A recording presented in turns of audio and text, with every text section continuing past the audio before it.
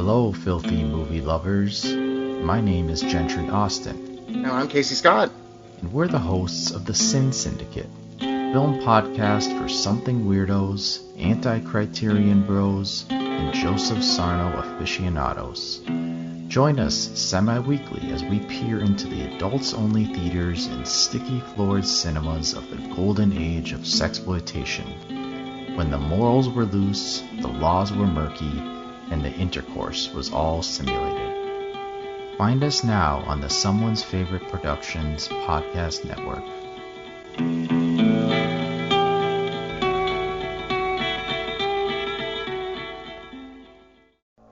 If you're looking for more horror outside of the mainstream, look no further than Unsung Horrors, a podcast about underseen horror movies. I'm Lance. And I'm Erica. Every other week, we'll cover a horror movie with fewer than 1,000 views on Letterboxd. We'll even give you double feature recommendations to pair with the movies we discuss. From gothic to shot on video, from slashers to comedies, from giallo to J-horror. We'll cover all the subgenres. So join us as we unearth these hidden gems of horror. Follow us on Instagram, Twitter, and Facebook, all at Unsung Horrors, available wherever you listen to podcasts. And part of the Someone's Favorite Productions podcast network.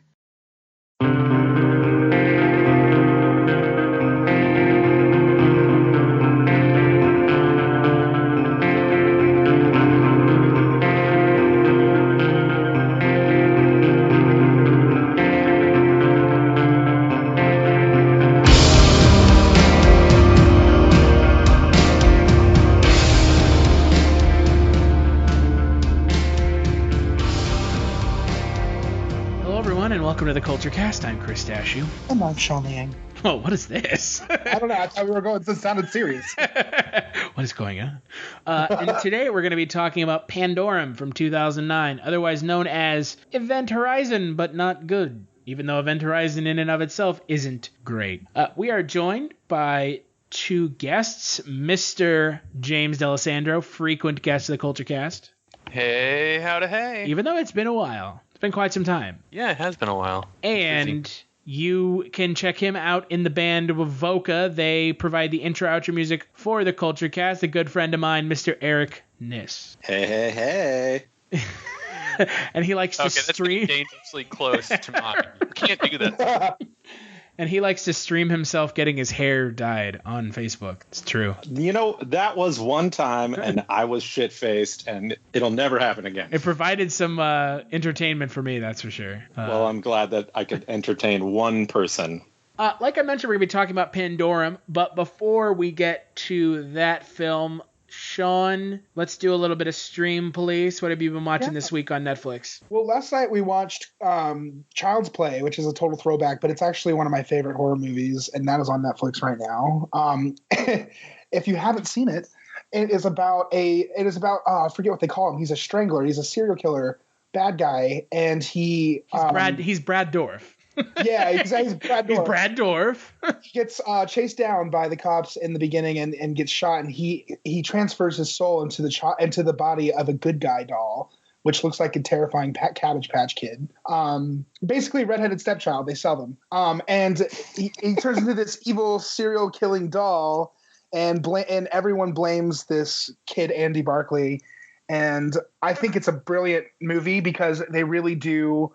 I like how the acting is incredible. I thought the kid is great and the mom is awesome, and the story is really well done. And for such an absurd sort of plot line, it could have been one of those throwaway horror movies that got away with some good scares. But I think that Child's Play, at least the first one, had some really legitimate storytelling devices, and I thought it was really good. I thought it's one of my favorites. So check that out. It's on Netflix. The other one I have been watching is Elevator. I'm obsessed with Elevator. I know I've talked about this on the podcast before, but I have to mention it because season 2 just started this weekend, and I'm excited for it to come out on Netflix. Right now, season 1 is on Netflix, so check it out. It's a game show where three friends get on this elevator, and they put them through like 3-4 floors of hell where they have to like solve puzzles and escape to win money. It's a really fun show because I desperately want to be on it because if you've ever done an escape game, it's exactly like that, or escape rooms. with an extra horror element. So I love it. It's a fun show. Check it out. It's on Netflix.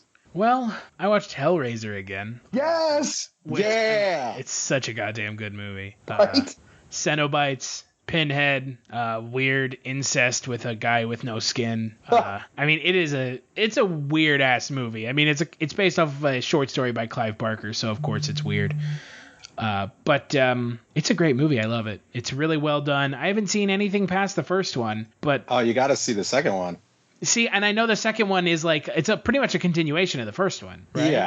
Yeah, it's a continuation, but the same kind of ideas. It's not quite Evil Dead 2, where it's just like a straight up remake, but they just expand on the same ideas with the same characters. That's actually pretty cool. I've never seen it either. So I know that it focuses more on like the nether world hell where the Cenobites live, right? Yeah, it gets a little bit weird. I mean, let's be honest. The whole movie, both movies, all of them are weird, but this one gets like even a little bit weirder. Weirder than it already is. Yeah, when they go into hell or the alternate dimension or whatever it's called, I always forget. But it gets, the whole puzzle box thing gets like really, it gets out there. And there's like this little girl who's like mute, who's like super good at puzzles. I don't know. It's good, but I have no idea how to describe it to anybody. I guess I'll have to watch it. I've never seen it, so I don't know if I'll watch past 2 because I know that there's like 8 of them at this point. So, and my other pick, I watched this documentary called Man vs. Snake, The Long and Twisted Tale of Nibbler. It's kind of a spiritual sequel to King of Kong, which, if you've ever seen King of Kong, is like a insane documentary about the people who play Donkey Kong and try to set the high score for Donkey Kong. It's nuts. And the Donkey Kong thing is crazy, but this one is about a guy who is trying to beat his world record on a game where you have to play it for 48 hours straight to achieve the 1 billion point score. It's crazy. I enjoyed the documentary. Yeah, well, I mean, it's these old arcade games and people have these really strange like obsessions and so it's more about like the people than the game itself. So, but yeah, I honestly thought you were talking about like a Man vs. Wild kind of thing. And it was just like a bunch of snakes. But I mean, I would have liked it more if it was that. Let's be honest here. that would be fun. I would have watched that over what they had. I mean, you know, geez. But we are not here, sadly, to talk about those movies. We are here to talk about Pandorum. Pandorum came out in 2009. It is directed by Christian Alvert. It stars Dennis Quaid, Ben Foster, Cam Gijonde, Anshe Trao, and Kung Lee. Yes, Kung Lee. The IMDb synopsis for the film is: a pair of crew members aboard a spaceship wake up with no knowledge of their mission or their identities. You're all that's left of us.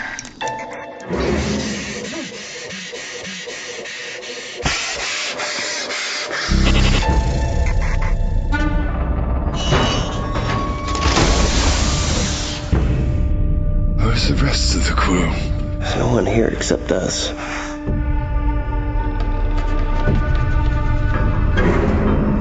What if you awoke with no memory? Hello? Hello? What if the world you knew was gone? What if you discovered you were not alone?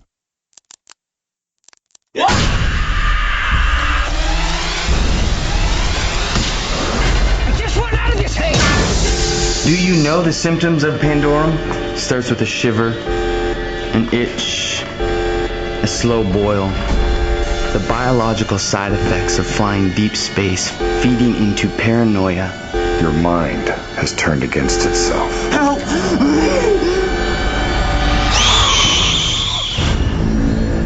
Pandorum.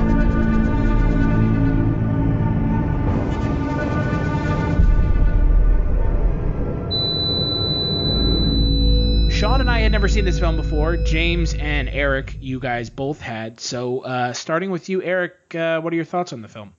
I think it's already been said, and it's probably going to be said a lot of times as we talk about this, but it really is almost a straight ripoff of Event Horizon, just not as good, not as like original of an idea. But it has its moments, I guess. I don't know. I watched this movie, like we talked about it the other night a little bit, how I kind of said, I was like, yeah, I remember kind of liking it, like not hating it. And then I watched it again the other night and I was like, who and what? When did I watch this movie that I didn't hate it? I don't know. It's interesting, the idea. The execution is just really not there, like, at all. What about you, James? Being a big sci-fi fan, I enjoyed the concept. I didn't think it was the worst movie in the world. I mean, I watched it when it first came out, 7 years ago now. Did you see it in theaters? No, it was when I was working at Blockbuster. I got to take it home for free for a night, so I was like, sure, why not? That used to be my dream job, by the way. Well, I can tell you from experience, definitely not anyone's actual dream job.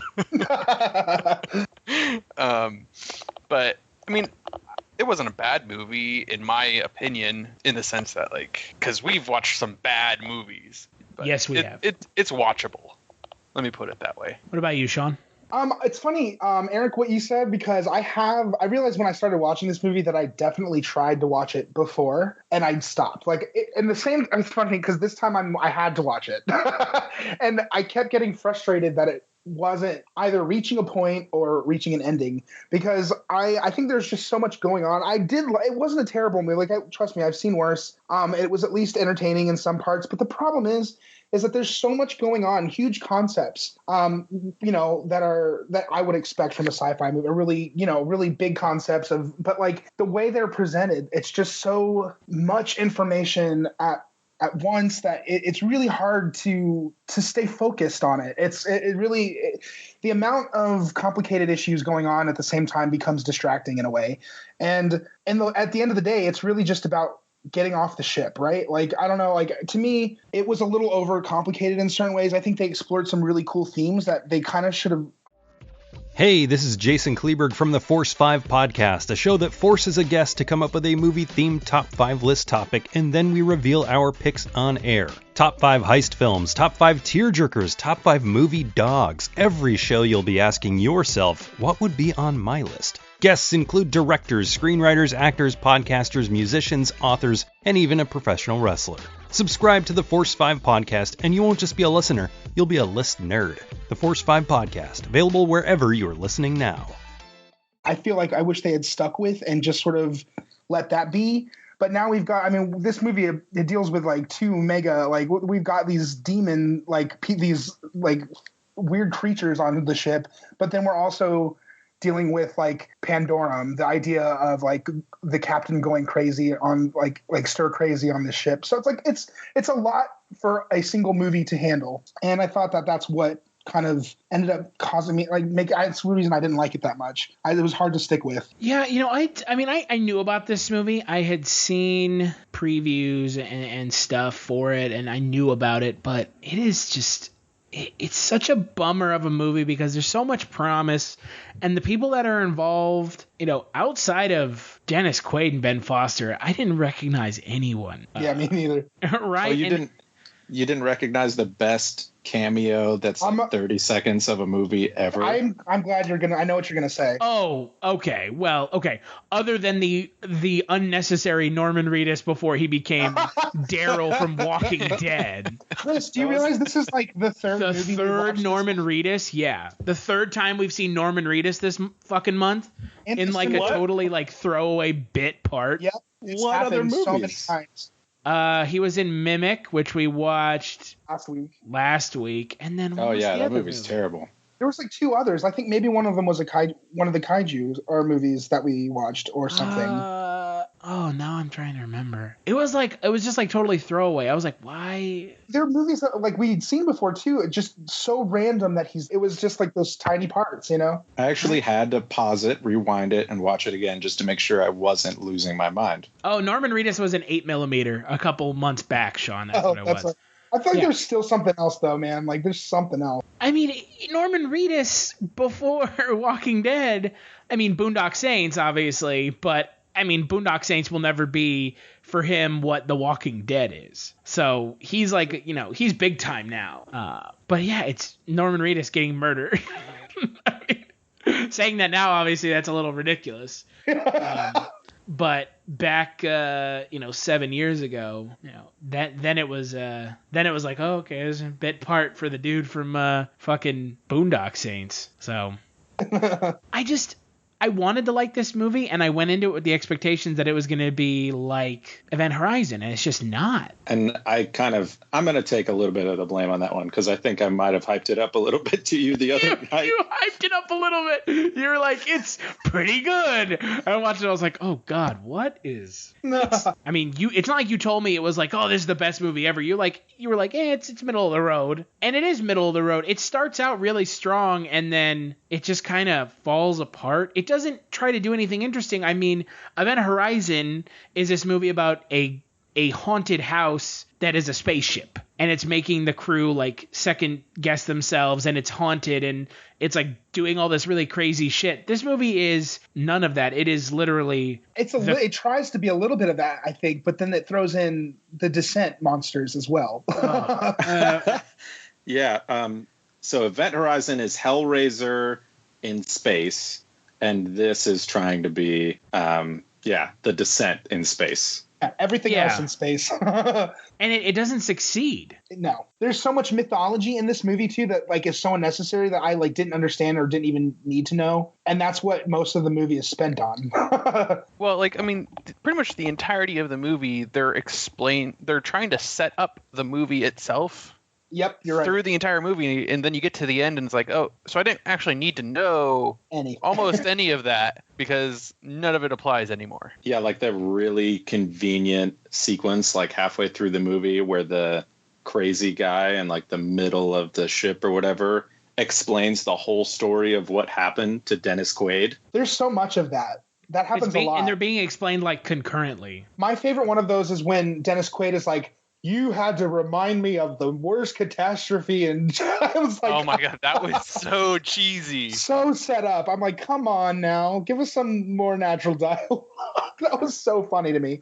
I don't think this movie has its heart in the right place, but I really don't feel like it's not good, but I feel like if there were a couple tweaks here and there, it would have been way better. You could make this movie good. Like, the ideas are all there, the whole we had to leave Earth, and then Earth basically, I don't know if it like exploded or died or whatever. They never really explained that. It's gone, Eric. That's where it is. It's gone. It's just gone. Earth is just gone. Yeah, in a day. One day it was there, the next day it was gone. It's like a Death Star type of situation. I don't know. But, like, you're right. There's totally seeds to a good movie in here. Like, I feel like they tried to take on too much, If they had focused more, I loved the twist at the end when we find out that they've been on the planet the whole time. I love that. I thought that was great.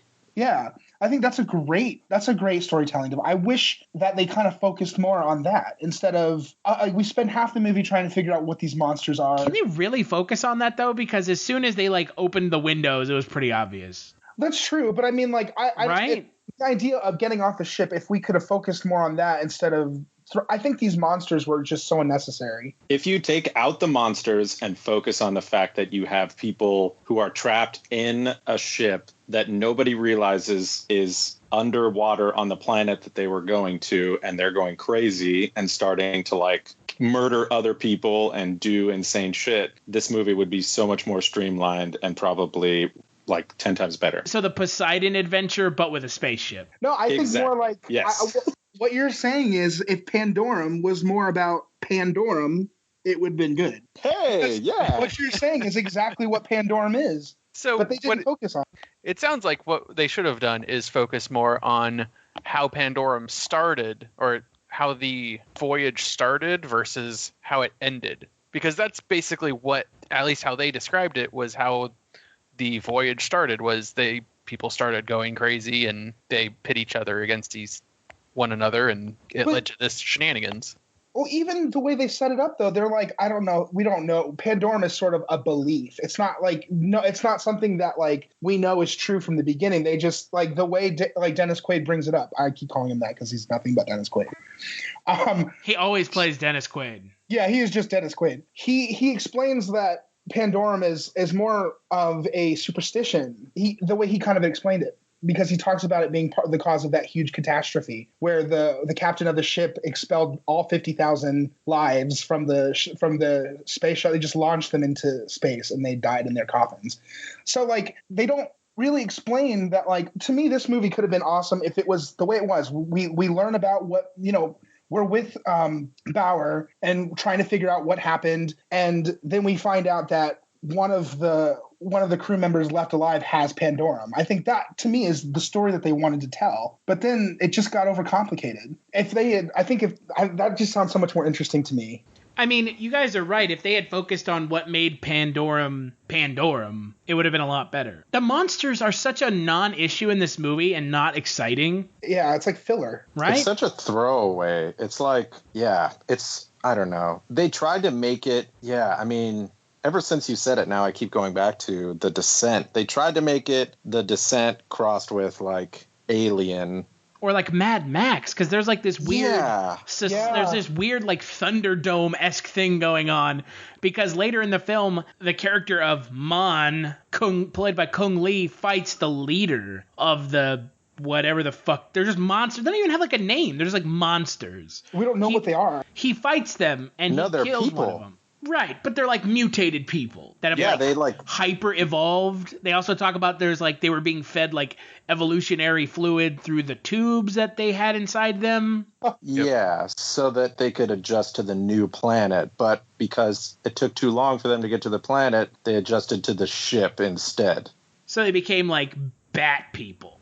Yeah. They're like creatures that have to live in the dark. So Wikipedia calls them troglofauna. Just saying. So at the beginning of the movie when Ben Foster's like peeling his skin off? Is he like turning into one? No, I don't know. I thought that was just like a coating that like a film that just gets on your body from like the cryo tubes or whatever.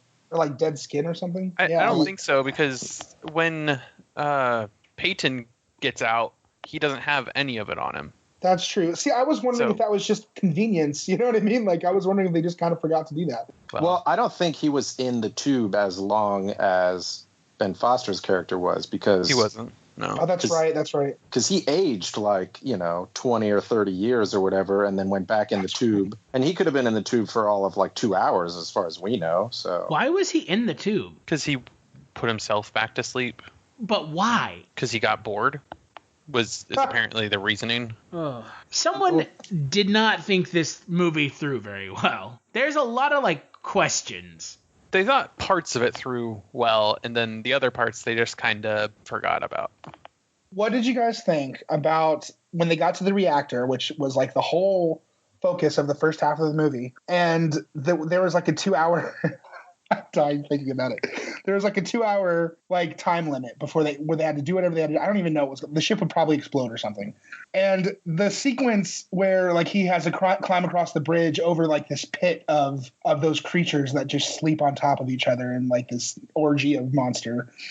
And the time sequence, every cutaway, it would drop drastically. So we go through 2 hours in the course of like 30 seconds. Do you remember that? Was that weird to anyone, or was that just me? Plot convenience. Didn't even notice. See, but the issue I have with that is that it's not paying attention to the story. And I think that it's such a throwaway. They had to throw that scene in where they had to like, I don't know. It just feels so contrived.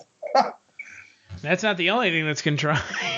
If that's what you're worrying about. For being something that's supposed to make it feel more pressure, like you're supposed to feel pressure from it, they did not do a good job of actually making it feel like it's something that the characters should be worried about. If it's just, it's just going by, whatever, don't worry about it. Time's running out. I do like, though, my favorite performance in the film was Ben Foster, but I do like how reading some of the trivia about the movie, he insisted on eating a live bug. He like insisted on it. In that one scene where she hands him a bug, he like apparently he absolutely insisted on eating a bug, like for real. Because this movie is about realism. I guess. I don't know what Ben Foster's all about. Going back to that reactor scene, can we just talk about how Ben Foster did the whole like Walking Dead thing? Like, smother the stuff all over you so that you smell like them or something?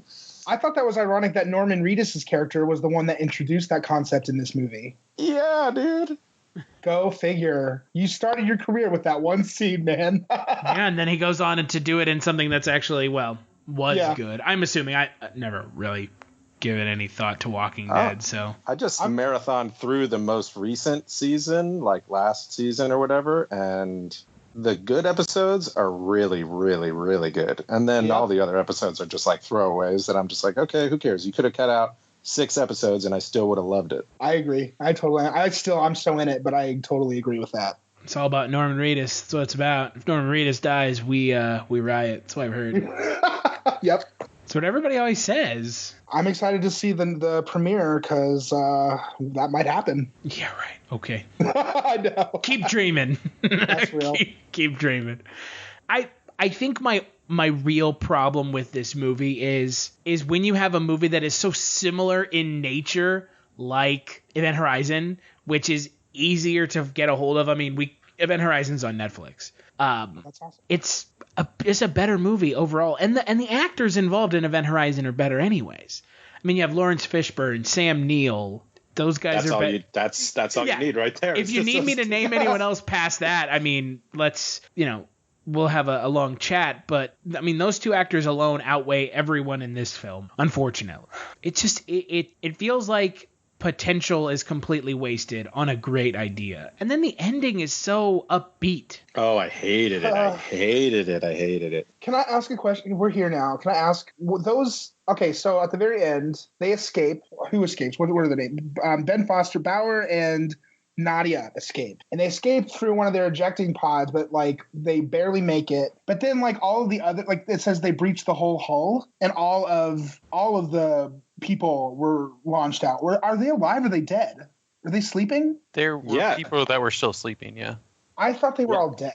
If you look at the last sequence, like when it's panning out or whatever away, you can see people like sitting up in their things. Yeah. I tried to look for that. I thought I saw that, but I just wasn't sure. I also thought, though, that when they were in the room with all of those tanks, that he said they were all dead. All of the ones in that room, maybe. Oh, okay. But there were like thousands all over the ship. I just thought... Is what I assumed. I mean, that was pretty... I don't remember them breaching the hull. I don't know. I thought that was pretty convenient. But then I also thought, are those corpses being tossed out? I thought that would be much better. But I guess now I'm actually really upset about the ending. But that's how the human race continues, man. Well, it's supposed to be with just those 2. They're supposed to repopulate this new planet.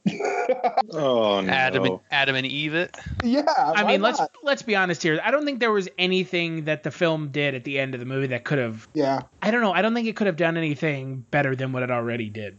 If that makes sense. Like, if they're going with this whole we need to escape the ship, but there are these monsters that are preventing us from escaping storyline, then what they've been doing, that ending makes perfect sense. But it's such a cop-out, boring, it's not an exciting ending for the film. It's like, when they escape, the end, like, great. So great. And it just makes the movie worse for me because the ending is such like a positive ending that I'm just like, wow, okay, great. Here's the movie that you can make this movie into that will make it way more awesome.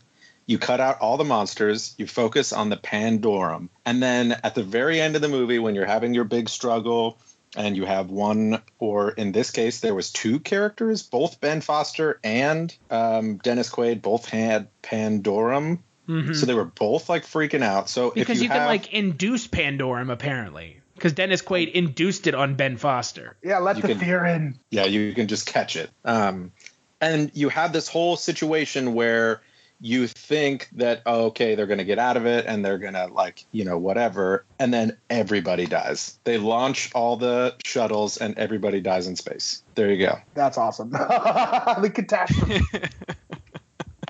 make it seem like somehow they're going to get out of it.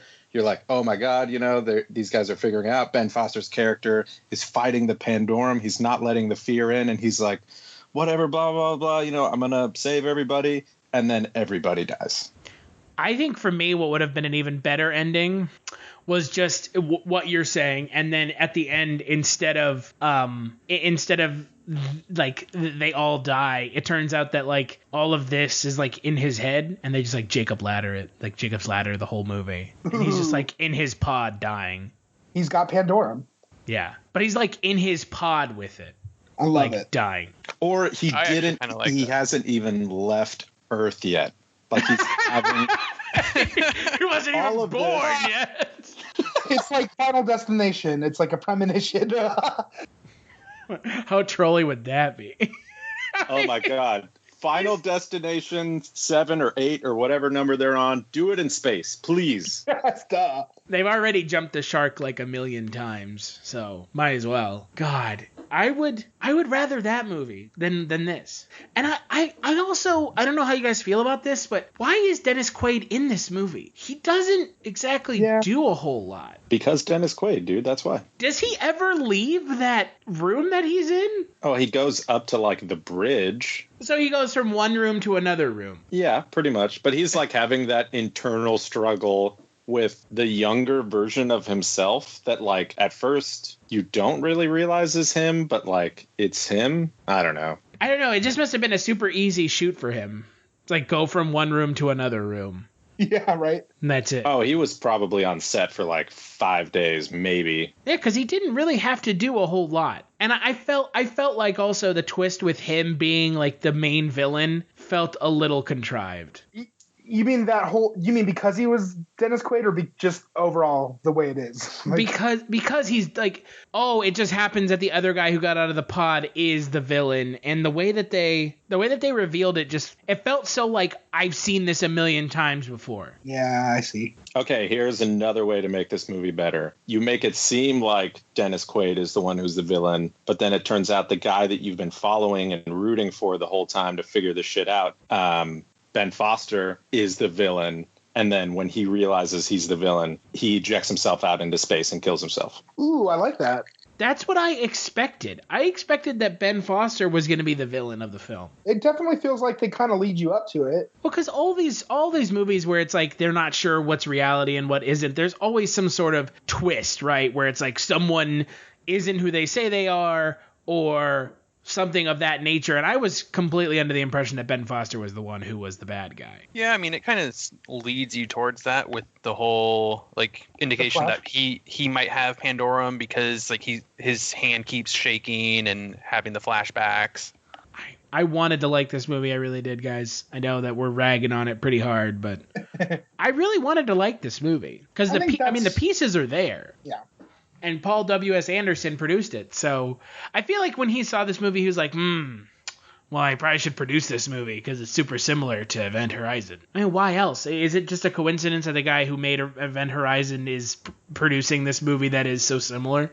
And then they've been like talking about like making a sequel to this movie. No, really? Which like apparently there is a Facebook fan page for the film, and they have gotten a fair amount of people on the fan page, and the director of the film is on the fan page and everything. I saw that. I'm impressed by that, actually. How would you even do a sequel? They're on the planet, and the monsters get out of the ship somehow. That's exactly what I was going to say. And start chasing them through this new world. Yeah. Like, I could see it. I mean, I doubt it would be very good, but yeah, it wouldn't. There would be no real Pandorum, though. Exactly, because it's not about Pandorum. I was going to say, isn't like one of the things about Pandorum, isn't one of the kind of requirements that they're on like a spaceship? Yeah, and hypersleep. Like you know what I mean? Like that's the whole thing. That's what Pandorum is. I'll give them credit for the twist of them being underwater, but everything else was kind of disappointing. There was such a potential. I think that's what it is. That's why I'm so disappointed. You know what? I was just, in my head, I was thinking that there's another movie out there that's like very similar to this movie, but done a lot better. And I couldn't remember what it was. Have you guys seen now we're getting completely off topic, but Europa Report? No. Okay, so if you want to watch a movie that is set in space and people kind of go a little bit crazy and there's some weird planetary shit, watch that movie, because I will actually stand behind my opinion that that is a decent movie. And it's got Charlton Copley in it. Yeah. AKA the guy from, oh God, now that movie, the name escapes me. District 9. Yeah. Ugh. This looks good. Ooh, Bear McCreary is the composer. Ugh, District 9. Let's not even get on that topic. Oh man. Well, is there anything else you guys want to talk about, or are we done with this? Anything else jump out of you guys? There wasn't a whole lot to talk about. It's people wake up, they start to move through the ship, monsters get back to the beginning, and there's no real dynamics to it. No, it's not a very exciting film. It kind of plods along for almost 2 hours on top of everything else. Yeah. Yeah, which was rough. Which is astounding that this movie is 2 hours long. You know what? I had no idea that it was 2 hours, because in my head I'm going, they crammed all this stuff into like probably an hour and a half, and like they could have just cut out a bunch of stuff and focused on that and it would have been fine. But the fact that it's 2 hours, wow. I must have fell asleep for like 20 minutes of this movie then. I'll tell you what, some of the posters, not the one poster that is completely unintelligible, the posters for this movie look cooler than the movie ended up being. Yeah, the one with the arm looks awesome. Or the one where there's like hoses coming out of a guy's eye sockets. Ooh, like out of his mouth. That's way cooler than the entirety of this movie, which is really sad. But anyways. Kudos to the design team on those posters then. Yeah, right. The posters are cool. Not much else. Rough. Yeah. Starting with you, Eric. Skip it or watch it in best performance. I'm going to skip it, even though I previously stated at one point that this movie wasn't that bad. It's that bad. You don't need to watch it. You could watch any number of movies that are like this movie, but are better. And we've named two of them, Event Horizon and Europa Report. Those movies are of a similar, like a similar story type, like a adventure in space type of deal. And they're way better than this one. So skip it. And I guess the obvious choice is Ben Foster for best performance, because he's really the only one who's like doing any acting really the entire movie. I mean, Dennis Quaid's just being Dennis Quaid, and then the other characters each have maybe 10 lines a piece. I don't know. Dennis Quaid doesn't really do a whole lot. He sits in a room and bangs on a computer. That's about it. It's more to me, and I don't know how you guys feel about this. It's almost like there are two separate movies going on. Like everything with Ben Foster and him running around the ship is separate from everything with Dennis Quaid. Yeah, they could have made two movies out of this movie that would have been way better movies than this one movie. Yeah, it really feels like two separate movies, because him and Dennis Quaid Ben Foster and Dennis Quaid are only on screen for two scenes together, and that's it. The beginning and the end, and then they're like trying to talk to one another over the walkies, and they can never get a hold of one another, and that is most of their interaction. So, what about you, James? I'm gonna go ahead and say skip it. I mean, I kind of liked the movie, but I also know that pretty much no one else would actually enjoy watching this movie. So, yeah, go ahead and skip. And as far as favorite actor in it, I'm saying Norman Reedus, best performance. Those 30 seconds nailed it. Best part of the movie, 30 seconds. That kind of says something about the movie as a whole, doesn't it? Hey, just because he didn't have a big part didn't mean it wasn't influential. So it's true. Fair enough. What about you, Sean? I'm going to say skip it. I think that I'm really excited to see Event Horizon now. Now that I know that this is kind of I was under the impression that Event Horizon came out after this. So now I'm excited to go back and see what Paul W.S. Anderson did in the original. And I will say best performance. James, you took mine, man. I was going to say Norman Reedus also, because I was very excited to see him. Yeah, I'm going to stick with it. Norman Reedus still is my favorite thing about this movie. Check it out. If you, no, what am I saying? Don't check it out. I was about to say, what? He has Pandorum. He has Pandorum. I'm going crazy. Yeah, I would say skip it. There's a lot better of the same thing. And I still feel like I don't really know exactly what happened in this movie. I'm gonna say skip it. It's a movie that has a lot of potential. It has some like interesting ideas, and then it ends up just being about these really poorly designed monsters running around in these dark corridors on a soundstage somewhere. And it's just not. It's not an exciting movie. It's kind of boring. And it just feels like a whole lot of wasted potential. And there's a cult following for this movie, which is surprising. Best performance, Dennis Quaid, because he probably got a pretty good paycheck out of the film. Let's be honest here. The budget of this film was $33 million. Dennis Quaid probably got paid like $5 million to do this movie. Damn. So, I mean, he had to have. He probably got a big chunk of the money to be in this movie. Oh, yeah, usually. Which goes to show you how much Norman Reedus was probably worth to them. Hey. Actually, I could give best performance to the child monster. Yes, that was cool. Absolutely, like the most horrifying part of this movie. Just slash that guy's throat. Yeah, dude. It just doesn't make any sense. Like, okay, kills him. All right. I guess I shouldn't even question it. Well, it was kind of like the Grudge kid, but in space. He totally, he hesitated for a second, and that's what got him killed. Okay, all right. Sure, movie. We'll go with that. What do you think the film has on Rotten Tomatoes? 67. I'm gonna go with 54. Sadly, I already know because it was on iTunes. But I would, if I had to guess, I would say like 40. 28%. God damn. Yeah, that's pretty bad. I was a little off. We were all being very generous. Yep. While it might prove somewhat satisfying for devout sci-fi fans, Pandorum's bloated derivative plot ultimately leaves it drifting in space. God damn.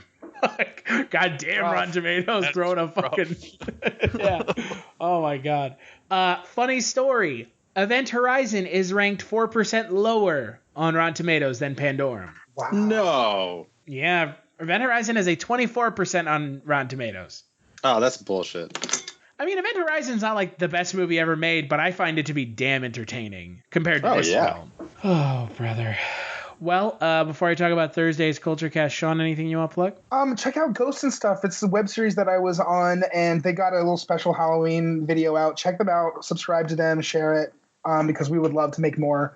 It's really funny. So check it out, Ghosts and Stuff. And as always, you can follow me on Twitter. I'm Seanifer. And on Facebook, I'm Sean Liang. And you can follow me on Twitter at Culture Stash. And if you like what you're listening to now, head on over to cultureshock.com/Kulturecast to check out 100+ episodes of the aforementioned Kulturecast. A member of Wovoka is here today, so I kind of don't feel like I should be the one plugging it. I feel like I should just say, Eric, he makes music with his band Wovoka, and they do the music for the podcast, and they do. Yes. And he's here now, folks. Yes. And I apparently picked the one song for the podcast that they never play live. So. We never, ever play that song live. So, one day we will. And then your one person who listens to this podcast will be like, holy shit. I heard this somewhere. It was on that podcast. Yeah.